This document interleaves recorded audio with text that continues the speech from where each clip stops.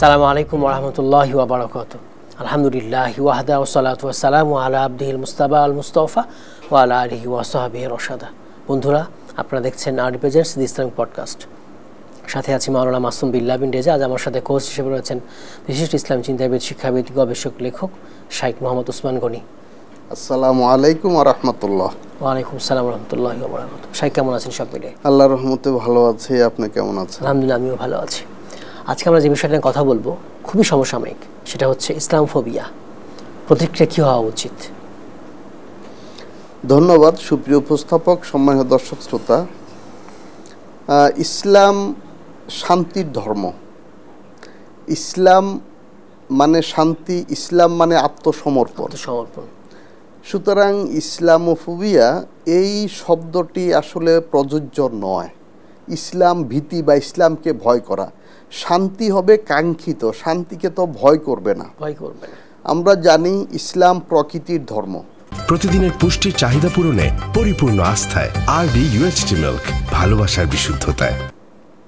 অর্থাৎ প্রাকৃতিক বিধানের সাথে সামঞ্জস্যপূর্ণ, সাদৃশ্যপূর্ণ, প্রকৃতির অনুকূল ধর্ম, মানব বৈশিষ্ট্যের সাথে সামঞ্জস্যপূর্ণ বিধান হইল ইসলাম। এবং মহান আল্লাহ রব্বুল আলামিন, যিনি কুল কায়নাত, কুল মাখলুকাতের খালেক, মালেক, স্রষ্টা, তিনি বিধান দিয়েছেন। তিনি এই প্রকৃতি জানেন, তিনি মানব প্রকৃতি অনুকূলে বিধানগুলো দিয়েছেন। তাহলে এটি ভয়ের কোনো কারণ ছিল না, কারণ নেই, যদি সেটি ইসলাম হয় অথবা যদি সেটি কেউ বুঝে। তো এই ইসলামোফোবিয়া বা ইসলাম ভীতির পিছনে যে কারণগুলো রয়েছে, প্রথমত অজ্ঞতা। ইসলাম সম্পর্কে তারা জানেন না। একটা ভীতি, একটা ভয়। যে আরবি একটি প্রবাদ রয়েছে, আল ইনসানু আদাউল লিমা জাহিলু, মানুষ যা জানে না সেই বিষয়ে ভয় করে, সে এটাকে শত্রু মনে করে। আরেকটা বিষয় আছে, কোরআনে কারিমে আল্লাহ রাব্বুল আলামিন বলেছেন, ইন্নাশ শাইতান লিল ইনসানি আদুব্বুম মুবিন। শয়তান হইল মানুষের জন্য প্রকাশ্য শত্রু। তো শত্রুতা করে শয়তান, মানুষকে ওয়াসওয়াসা দেয়, কুমন্ত্রণা দেয়। এবং এই কুমন্ত্রণার কারণে তারা এই শান্তির ধর্ম ইসলামকে, যেটি মানুষের কল্যাণের জন্য, প্রকৃতির অনুকূল, এটিকে তারা ভয় করে। তো এবাদাত, ঈমান, এবাদাত এবং মানব কল্যাণ, ইসলামের মূল বিষয়টা কি? ঈমান, এবাদাত, মানব কল্যাণ। পুরো ইসলামটা মানুষের কল্যাণে নিবেদিত। কোরআনে কারিমে আল্লাহ রব্বুল আলামিন বলেছেন, কুনতুম খায়রা উম্মাহ, তোমরা শ্রেষ্ঠ জাতি যারা মুসলিম, উখরিজাত লিন্নাস, তোমাদের আবির্ভাব ঘটানো হয়েছে মানুষের কল্যাণের জন্য। তা'মুরুনা বিল মারুফ, তোমরা মানুষকে সৎ কাজে আদেশ দিবে, ওয়া তানহাউনা আনিল মুনকার, এবং মন্দ কাজ থেকে বিরত রাখবে। তো এই বিষয়টা যদি কেউ জানতো, এখন আমরা দেখি কোনো একজন মানুষ, তিনি অসুস্থ বা আক্রান্ত, ব্যথায় জর্জরিত। এখন অচেনা একজন মানুষ যদি তার কাছে আসে, তো তিনি বুঝতে পারছেন না তিনি কি তার কল্যাণকামী না তার শত্রু। তিনি মনে মনে ভীত থাকেন। মানে সে আগেই তো আঘাতপ্রাপ্ত, আগেই আহত, আগেই মর্মাহত, আগেই উনি দুশ্চিন্তাগ্রস্ত। এখন নতুন কাউকে দেখলে তিনি ভীত হন যে আবার কোন আক্রমণ আসে। তো আমাদের পুরো সমাজটা, পুরো বিশ্বটা কিন্তু নানানভাবে আক্রান্ত, জর্জরিত। এখন তারা নবী রাসূলগণ আসলেও তারা কিন্তু ভয় পাচ্ছেন যে আমার স্বার্থহানি ঘটে কিনা, আমার কি আবার ক্ষতি হয়। মুসা আলাইহিস সালামকে তার উম্মত বলেছিল, আমরা আগে এক বিপদে ছিলাম, আপনি আবার নতুন আমাদের জন্য বিপদ নিয়ে আসলেন, যে আপনার কারণে ফেরাউন আবার দ্বিতীয়বার আমাদের উপরে জুলুম নির্যাতন বাড়িয়ে দিল। আসলে তো আল্লাহ নবী পাঠিয়েছেন মুক্তির জন্য, আর তারা ভয় করছে যে জুলুম আরো বাড়বে। তো এখানে একটা কথা, কেউ অসুস্থ হইলে তার যদি অপারেশন দরকার হয়, অপারেশন একটা কষ্টের, এমনি সে অসুস্থ, আবার তার উপরে অপারেশন, কষ্টের উপরে কষ্ট। আসলে দ্বিতীয় যে কষ্টটা, এটা হলো মুক্তির জন্য, তার কষ্টটা দূর করার জন্য। তো এখন আমি অন্যভাবে এখন যদি সামনে আগাই, যে কিভাবে আমরা, যাদের কল্যাণের জন্য আমাদের আবির্ভাব, মানব জাতির মুক্তির জন্য, কল্যাণের জন্য মুসলিমদের আবির্ভাব, তাহলে তারা মানুষকে কিভাবে আপন করবে। এই জন্য রাসূল করিম সাল্লাল্লাহু আলাইহি ওয়াসাল্লাম বলেছেন, তোমরা কারো সাথে দেখা হইলে প্রথমে সালাম দিবে, আসসালামু আলাইকুম, আপনার উপরে শান্তি বর্ষিত হোক, মানে আমি আপনার কল্যাণের জন্য এসেছি। আমরা দেখি দুই দেশে যদি যুদ্ধ হয় বা দুই দেশের সীমান্তে যারা রক্ষী আছে তারা কিন্তু সাদা পতাকা বৈঠক করে, মানে সাদা পতাকা নিয়ে যখন যায়, অর্থাৎ সেটা মেসেজ দিল, বার্তা দিল যে আমরা শান্তির জন্য আসছি, আমরা কোনো মারামারি বা যুদ্ধ আক্রমণ করব না। তো এটাই হলো সালাম, ইসলামের প্রথম মেসেজ, সাদা পতাকা, সালাম, আসসালামু আলাইকুম, আপনার উপরে শান্তি বর্ষিত হোক।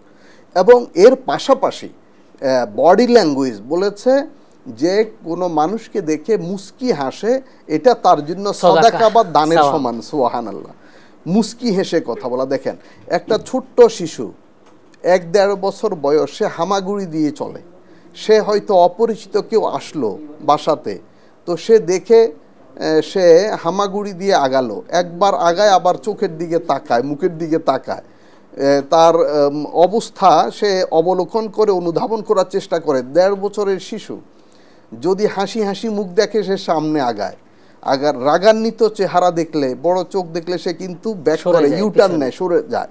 তাহলে এই যে আমার হাসি মাখা মুখ, একজন মুসলিম মৃদু হাসি সব সময় থাকবে। প্রিয় নবীজি সাল্লাল্লাহু আলাইহি ওয়াসাল্লাম সব সময় এই যে তাবাসসুম বা মৃদু হাসি, মুস্কি হাসি ওনার মুখে লেগে থাকতো। সাহাবা একরাম বলেছেন, আমরা অনেক সময় ক্ষুধার্ত থাকতাম, না খেয়ে থাকতাম, কিন্তু নবীজির সম্মুখে গেলে ওনার চেহারা মুবারক দেখে ওনার মুস্কি হাসিতে আমাদের ক্ষুধা নিবারণ হয়ে যেত। সুবহানাল্লাহ। তাহলে আমি মুসলিম হিসাবে প্রথমত সালাম দেয়া আমার কর্তব্য, আমি শান্তির বাণী দেয়া, অভয় দেয়া, এবং ওই পক্ষ থেকে তিনি জবাব দিবেন, ওয়ালাইকুমুস সালাম, আপনার উপরে শান্তি বর্ষিত হোক, আপনিও নিরাপদ, মানে আপনার কোনো অকল্যাণ আমি করব না, ক্ষতি করব না। এখানে কিন্তু অঙ্গীকার যে সমাজে একে অন্যের কল্যাণ করা, অকল্যাণ না করা। তো এই মেসেজটা যদি আমরা সবাই দিতে পারি, বুঝি, তাহলে ইসলামোফোবিয়া দূর হবে এবং আমার বডি ল্যাঙ্গুয়েজ হবে মুস্কি হাসি। এবং এটা শিশুর জন্য বা সকলের জন্যই মুস্কি হাসি, এটা ঠিক আছে, কিন্তু আমার আচার আচরণ, আমার কাজ, আমার আখলাক, চরিত্র, আমার সত্যবাদিতা, আমার সততা, আমি যদি এটি প্রমাণিত হয়, সবাই জানে যে না উনি সত্যবাদী, উনি সৎ ব্যক্তি, উনি কারো ক্ষতি করেন না, তাহলে তারা ভয় পাবে না। তবে কিছু এখানে আরেকটা বিষয় আছে যে ইসলামোফোবিয়ার পিছনে কারণটা কি, এখানে পরিকল্পিত অপপ্রচার একটা বড় কারণ। কারণ সবাই তো দেখে নাই, সবাই তো শুনে নাই, আমার সাথে আপনার সাথে বিশ্বের অনেকের সাথে কথা হয় না, সাক্ষাৎ হয় না, তারা ভয় পাচ্ছে, তারা এরকম ইসলাম শুনলে, ইসলামী লেবাস দেখলে তারা ভয় পাচ্ছে, কারণ তার অপপ্রচার করা হয়েছে। তো সে অপপ্রচারের বিরুদ্ধেও আমাদের আবার সেই মিডিয়াতে কথা বলতে হবে, এই দাওয়াতি কাজ, প্রচারাভিযান। তো আমাদের একটা বিষয় আমরা বলি, আমরা এই ইসলামোফোবিয়াতে যারা ভুগছেন তাদের বড় একটা বিষয় হলো যে জঙ্গিবাদ, সন্ত্রাসবাদ, যে ইসলাম মানে হলো জঙ্গিবাদ, সন্ত্রাসবাদ। একটা বিষয় আমরা যদি এই পুরো বিশ্ববাসীর চিন্তার জন্য বলছি, যে অপরাধ যদি হয় সেখানে 3টা ইস্যু থাকে, 3টা বিষয় থাকে। একটা হলো অবৈধ অর্থ, 2 নম্বর হলো মাদক, 3 নম্বর অবৈধ নারী সঙ্গ। আমি আবার বলছি, পৃথিবীতে যে কোনো অপরাধ সংগঠিত হতে গেলে এই 3টার কোনো একটি অনুষঙ্গ সেখানে যুক্ত থাকবে। অবৈধ অর্থ এবং মাদক এবং অবৈধ নারী সঙ্গ। এখন আমি কোনো পক্ষ বিপক্ষ বলছি না, ঠিক বিচার বিশ্লেষণ চিন্তার জন্য বলছি যে যাদেরকে বলা হচ্ছে জঙ্গিবাদ, সন্ত্রাসবাদ, তাদের কি অবৈধ অর্থের অভিযোগ আছে? তাদের প্রতি হ্যাঁ, যদি থাকে তাহলে অপরাধ, কিন্তু যেই ব্যক্তিকে আপনি জঙ্গি বলছেন তার অবৈধ অর্থের কোনো সম্পর্ক নাই, তার সাথে মাদকের কোনো সম্পর্ক নাই, অবৈধ নারী সঙ্গের সম্পর্ক নাই, তাহলে তাকে আপনি জঙ্গি বলতে পারেন না। এবং সে আপনাকে আক্রমণ করে নাই, তারপর আপনি বলছেন জঙ্গি। সে কিন্তু অ্যাটাক করে নাই। এবং আমরা এও দেখেছি সারা পৃথিবীতে এই বিভিন্ন ইসলামী গ্রুপের নামে এই নকল ফেক ভিডিও তৈরি করে প্রচার করেছে এবং সেটি ইউরোপ আমেরিকা স্বীকার করেছে। মানে যারা ইসলামোফোবিয়ার প্রচারক তারা কিন্তু মিথ্যা ভিডিও তৈরি করেছে, অর্থাৎ কিছু ইসলামিক লেবাস এবং মানে কিছু নাটক অভিনয় করে সেগুলোকে প্রচার করেছে মিডিয়াতে যে এগুলা ওরা করেছে, ইসলামিক গ্রুপগুলো করেছে, যেগুলো সত্য নয়। তাহলে পরিকল্পিতভাবে মিথ্যা অপপ্রচার, এটাই হলো ইসলামোফোবিয়ার প্রধান কারণ। এখন আমাদের যেটা করতে হবে, কারণ যেখানে সমাধানটা সেখান থেকে বের করতে হবে। আমাদের এই যেমন ফেক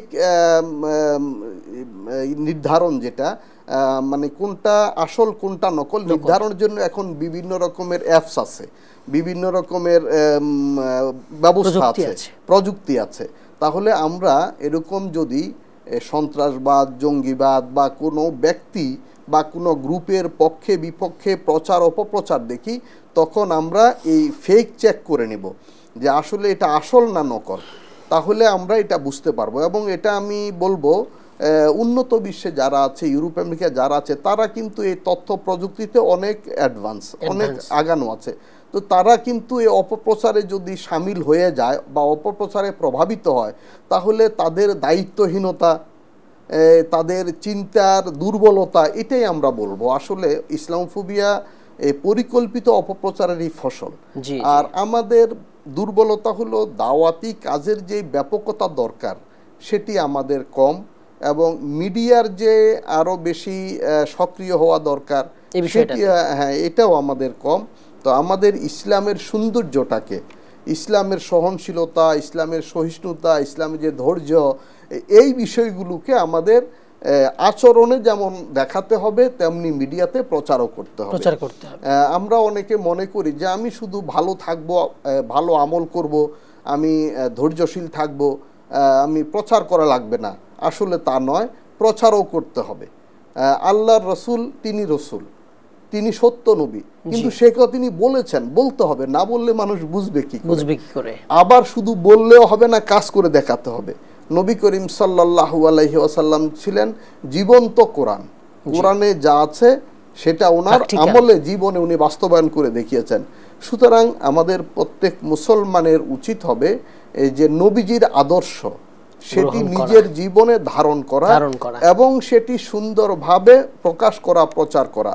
কোরআনে কারিমে আল্লাহ রাব্বুল আলামিন বলেছেন, ইদফা বিল্লাতি হিয়া আহসান ফাইদাল্লাযী বাইনাকা ওয়া বাইনাহু আদাওয়া কাআন্নাহু ওয়ালিয়ুন হামীম, যে তুমি প্রজ্ঞার সাথে, বিজ্ঞানসম্মত উপায়ে, হিকমতের সাথে, কৌশলের সাথে তোমার সত্য সুন্দর ইসলামের বাণী প্রচার করো, তবে তোমার জানের দুশ্মন প্রাণের বন্ধু হবে, বন্ধু হয়ে যাবে। তো এটা আমরা প্রচার করতে হবে, এবং আমরা প্রচার করে ফলাফলও দেখতে পাই। দূরে ইসলাম এক সম্পর্কে জানতো, কাছে এসে অন্য জানে, পরে ইসলাম গ্রহণ করে। এবং অনেক মানুষ দুইভাবে, অনেক যারা ইসলাম সম্পর্কে জানতো না, ইসলাম ভীতি যাদের মধ্যে ছিল, তারা অনেকে আছে ইসলামকে প্রতিরোধ করার জন্য তারা স্টাডি শুরু করে, অধ্যয়ন শুরু করে, এবং তারা যখন কোরআন হাদিস পড়ে, ইসলামের প্রকৃত ইতিহাস পড়ে, সিরাত পড়ে, তখন তারা নিজেরাই মুগ্ধ হয়ে ইসলামে আত্মসমর্পণ করে, ইসলামের সুশীতল ছায়াতলে চলে আসে। এবং অনেকে আছে, আমরা জানি এরকম, এই সাম্প্রতিক গত 2-3 দশকের মধ্যে যে ঘটনাগুলো ঘটেছে, অনেক অমুসলিম তারা কিন্তু আরও বেশি জানতে চেয়েছে যে ইসলাম এত সহিংস, এত হিংস্র, এত টেরোরিস্ট, ইসলামের মধ্যে সন্ত্রাসবাদ, জঙ্গিবাদ, এটা কি? তারা এই জানতে গিয়ে, এই স্টাডি করে, অধ্যয়ন করে তারা কিন্তু ইসলামকে সুন্দর পেয়েছে এবং তারা ইসলামের মধ্যেই দাখিল হয়েছে। তাহলে আমাদের কিন্তু এই মিডিয়ায় যেমন প্রচার করতে হবে, আমাদের এই কাজে কর্মে সেটা প্রকাশ করতে হবে। এবং আমরা এই যে দাওয়াতি কাজ, বিশেষ করে সোশ্যাল মিডিয়া, সেখানেও কিন্তু আমাদের অ্যাক্টিভিটিস থাকতে হবে, তবে নবীজির সুন্নাহ অনুযায়ী। নবী করিম সাল্লাল্লাহু আলাইহি ওয়াসাল্লাম কখনো এই প্রতিক্রিয়াশীল ছিলেন না, তিনি রিয়্যাক্ট করতেন না, তিনি ইতিবাচক ছিলেন, প্রোঅ্যাক্টিভ ছিলেন। তিনি সুন্দরভাবে ইসলামের কথাগুলো বলতেন, যৌক্তিকভাবে বলতেন। কোরআনে কারিমে আল্লাহ রব্বুল আলামিন বিভিন্ন জায়গায় এই বিজ্ঞানসম্মত উপায়ে যৌক্তিকভাবে বর্ণনাগুলো দিয়েছেন, বারবার দৃষ্টি আকর্ষণ করেছেন। তো আমরা দেখি ইসলাম কিন্তু, ইসলামের বিধানগুলো যৌক্তিক, খুবই সহজ, সাবলীল, সরল, এবং খুবই সুন্দর।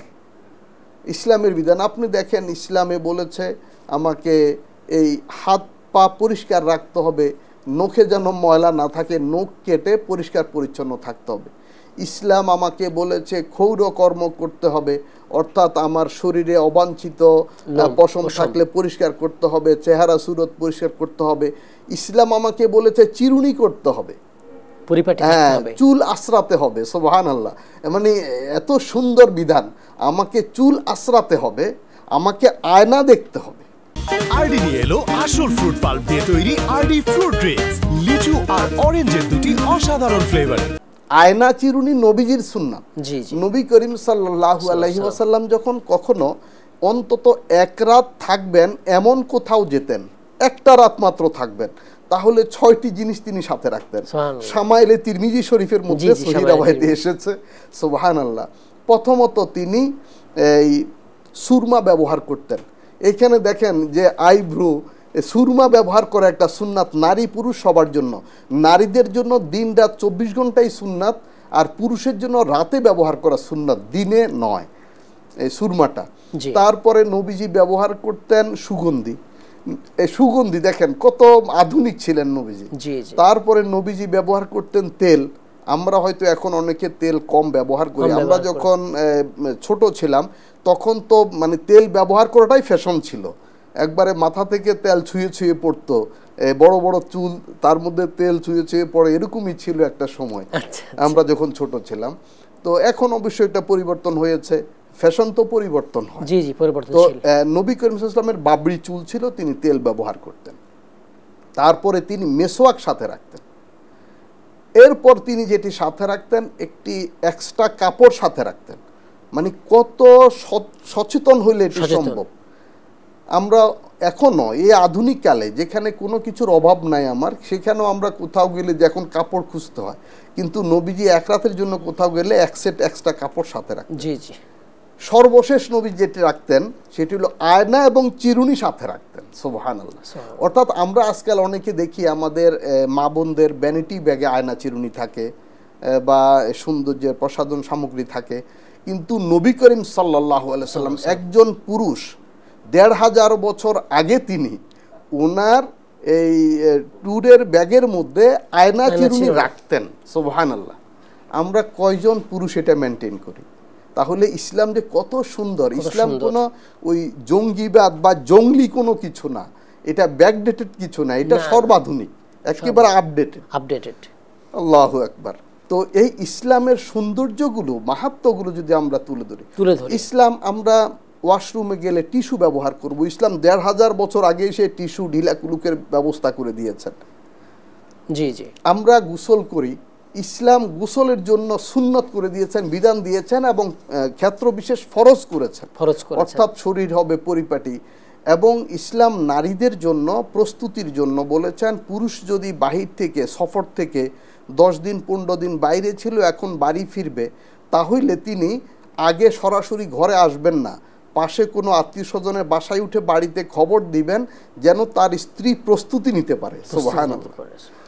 এবং নবী করিম সাল্লাল্লাহু আলাইহি ওয়াসাল্লাম বাহির থেকে কোথাও তিনি যখন ফিরতেন, প্রথমে নিজের বাসায় না গিয়ে ফাতেমা রাদিয়াল্লাহু তাআলা আনহার বাসায় গিয়ে উঠতেন। মেয়ের বাসা, বাবার মেয়ের সাথে খুব আন্তরিক সম্পর্ক, কিন্তু ঘরে তিনি যেতেন না। ঘরে ওনারা প্রস্তুতি নেয়ার পরে উনি তারপরে ধীরে সুস্থে বাসায় যেতেন। তাহলে ইসলাম কতটুকু আধুনিক। আমরা কিন্তু ইসলামের যে সৌন্দর্য, মাহাত্ম্য, এটা কিন্তু আসলে অনেকেই জানি না। এর না জানার কারণে ইসলামোফোবিয়া। আমাদের অনেক যুবকরা আছেন, মনে করেছেন ইসলাম যদি আমি মানি তো আমি যেভাবে চলি ফ্যাশন করে চলতে পারবো না। ইসলাম তো সর্বকালের সর্বাধুনিক ছিল। এমন কি সকল নবী রসুলগণ এমন টিপটপ থাকতেন, এমন পরিপাটি থাকতেন, সেই সময়কার মেয়েরা ওনাদের উপরে ফেদা হতো, টাস খেত। সত্য, এটা সত্য। আমরা সকল নবী, শুধু ইসুফ আলাইহিস সালাম বলে কথা নাই, আমরা দেখি সকল নবী রসুলগণের প্রতি সেই সময় মেয়েরা কিন্তু আকৃষ্ট হয়েছে। শুধু তাই নয়, আমাদের নবীজির বাবার প্রতিও কিন্তু মেয়েরা আকৃষ্ট হয়েছে। আব্দুল্লাহ, তো উনি যখন বিয়ে করেন নাই, অনেক মেয়ে ওনার প্রতি আকৃষ্ট ছিল, কিন্তু উনি অত্যন্ত সৎ এবং চরিত্রবান ছিলেন। এবং তিনি বিয়ের পরে যখন নবী করিম সাল্লাল্লাহু আলাইহি ওয়াসাল্লাম মা আমিনার গর্ভে চলে গেলেন, তখন সেই পরিচিত নারী তিনি বললেন, তোমার চেহারায় সেই লাবণ্য এখন আর আমি দেখছি না যেটি আগে ছিল। অর্থাৎ নবী রসুলগণ শুধু নন, তাদের পূর্বপুরুষদের প্রতিও মানুষ আকৃষ্ট ছিল, কারণ নবুয়তের নূর যাদের মধ্যে আছে তাদের মধ্যে ব্যক্তিত্বের একটা আকর্ষণ ছিল। তো আমি যেটা বলতে চাচ্ছি, অর্থাৎ আমি ইসলাম গ্রহণ করলে আমি যে আধুনিক থাকতে পারবো না, আমি সুন্দর সুন্দর পোশাক পরতে পারবো না, এমন না। হযরত মুসআব ইবনে উমাইর রাদিয়াল্লাহু তাআলা আনহু প্রতিদিন একটা নতুন পোশাক পরতেন। জি জি। হযরত ইমাম মালিক রহমতুল্লাহ প্রতিদিন একটা নতুন পোশাক পরতেন, যিনি 4 মাযহাবের ইমামদের মধ্যে অন্যতম, ইমামুল হারামাইন, মক্কা মদিনার ইমাম যিনি ইমামুল হারামাইন, ইমাম মালিক ইবনে আনাস রহমতুল্লাহ। তাহলে ইমাম মালিক রহমতুল্লাহ যে সুগন্ধি ব্যবহার করতেন, সেই সময় খলিফা মুতাসিম বিল্লাহ ওই সুগন্ধি ব্যবহার করতে পারতো না। এবং আমাদের প্রিয় নবীজি সাল্লাল্লাহু আলাইহি সাল্লাম সবচেয়ে দামি সুগন্ধি ব্যবহার করতেন, এবং সাহাবা একরাম অনেকেই দামি সুগন্ধি ব্যবহার করতেন। তাহলে আধুনিক পোশাক পরা, সুন্দর পরিপাটি থাকা, দামি জিনিস ব্যবহার করা, এটা কিন্তু ইসলামে নিষিদ্ধ নয়। সামর্থ্যের মধ্যে আমি যদি হক আদায় করে এই জিনিসগুলো করি, আমি করতে পারি। অর্থাৎ ইসলাম আমাকে আধুনিক হতে বলে, ইসলাম আমাকে কিন্তু আউলা ঝাউলা থাকতে বলে না, এলোমেলো চলতে বলে না, এবং আমার ঘর পরিপাটি রাখতে বলে, আমার রান্নাঘর পরিষ্কার পরিচ্ছন্ন রাখতে বলে, আমার ওয়াশরুমটা পরিষ্কার পরিচ্ছন্ন রাখতে বলে, বাড়ির আঙ্গিনা পরিষ্কার পরিচ্ছন্ন রাখতে বলে। এবং রাসূল করিম সাল্লাল্লাহু আলাইহি সাল্লাম বলেছেন, আল্লাহ যদি তোমাকে সামর্থ্য দেয় তো তুমি সেটি প্রকাশ করো, ব্যবহার করো, উপভোগ করো।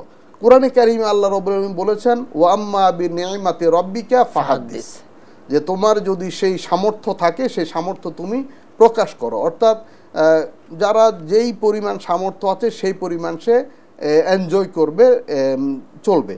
এখানে আরেকটা বিষয়, নারীরা হয়তো মনে করেন ইসলামোফোবিয়ার আরেকটা কারণ হলো যে ইসলামে নারীদেরকে গৃহবন্দী করে রেখেছে, ইসলাম নারীদেরকে পোশাকের স্বাধীনতা দিচ্ছে কিনা। আসলে ইসলাম গৃহবন্দী করেছে এই তথ্যটা তো সঠিক না। আমরা দেখি উহুদের যুদ্ধে হযরত নুসাইবা রাদিয়াল্লাহু তাআলা আনহা, একজন নারী যোদ্ধা, উটে চড়ে, তিনি ঘোড়ায় চড়ে তরবারি এবং তীর ধনুক দিয়ে যুদ্ধ করেছেন।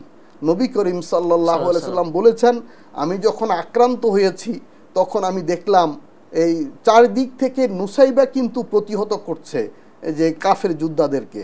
আমি ডানে দেখি নুসাইবা, বামে দেখি নুসাইবা, একজন নারী যোদ্ধা ঘোড়ায় চড়ে সে চারদিক কিন্তু সামাল দিচ্ছে। এবং হযরত নুসাইবা রাদিয়াল্লাহু তাআলা আনহার আরেক বোন ছিল, ওনারা আরেক যুদ্ধে 2 বোন যুদ্ধ করেছেন। এবং হুনাইনের যুদ্ধে এই 2 বোন এবং একদল তরুণী এবং নারী, তারা কাফের সৈন্যদের বিরুদ্ধে সশস্ত্র যুদ্ধ করেছে, সেখানে একজনও পুরুষ ছিল না। অর্থাৎ তারা ছিল তাঁবুর মধ্যে নারীরা, এবং যোদ্ধা পুরুষরা সবাই যুদ্ধে ছিল। এই সময় ওরা আক্রমণ করেছে তাঁবুতে, মনে করেছে এই সময় তাঁবু লুট করবে, তো তাঁবু লুট করবে এবং নারীদেরকে বন্দি করবে। এই সময় নুসাইবা রাদিয়াল্লাহু তাআলা আনহা, ওনারা 2 বোন মিলে নারীদেরকে বললেন, তোমরা কি বন্দি হবে না যুদ্ধ করবে? তখন নারীরা বলল, আমরা বন্দি হব না, আমরা যুদ্ধ করব, সবাই তরবারি। এখানে আরেকটা বিষয় হলো, বোঝা গেল নারীদের কাছেও তরবারি ছিল, থাকতো। তাহলে সেই নারীরা ওদের সাথে যখন যুদ্ধ শুরু করলো, ওরা প্রথম দিকে মনে করেছিল এটা সহজ হবে, নারীদেরকে বন্দি করে নিয়ে যাবে, কিন্তু তখন দেখলো যে না, যুদ্ধ করতে হচ্ছে, যুদ্ধে ওরা কুলিয়ে উঠতে পারছিল না।